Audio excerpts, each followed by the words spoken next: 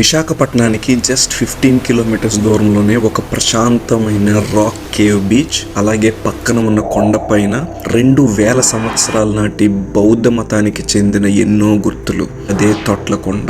తొట్లకొండ అంటే రాతి బావుల కొండ అని మీనింగ్. ఈ ఇంట్రెస్టింగ్ ప్లేస్ ని ఇండియన్ నేవీ వాళ్ళు 1976 ఏరియల్ సర్వే చేస్తున్నప్పుడు కనిపెట్టారు. అలాగే తర్వాత జరిగిన ఆర్కియాలజికల్ తవ్వకాల్లో ఇక్కడ బౌద్ధ మతానికి చెందిన ఎన్నో శాసనాలు, బుద్ధుడి పాదుకులు, అలాగే అప్పట్లో ఇంటర్నేషనల్ ట్రేడింగ్ జరిగింది అనడానికి ప్రూఫ్ గా రోమన్ కరెన్సీ కూడా ఈ కొండపైన దొరికాయి. ఇక ఈ కొండపైన అప్పట్లో బౌద్ధ సాధువులు కట్టిన స్తూపాలు, మీటింగ్ హాల్స్, డైనింగ్ ఏరియా, రాతి బావులు చూడొచ్చు. ఈ deal of the day, plaster of Paris తో చేసిన వినాయకుడిని నిమజ్జనం చేయడం వల్ల చాలా నష్టాలు జరుగుతున్నాయి. సో మనం పూజ చేసిన ఎకో ఫ్రెండ్లీ వినాయకుడే మొక్కలా మారిపోతే సూపర్ గా ఉంటది కదా. సో ఈ వినాయకుడి కోసం అయితే బయోలో ఉన్న లింక్ ని అయితే చెక్ చేయండి.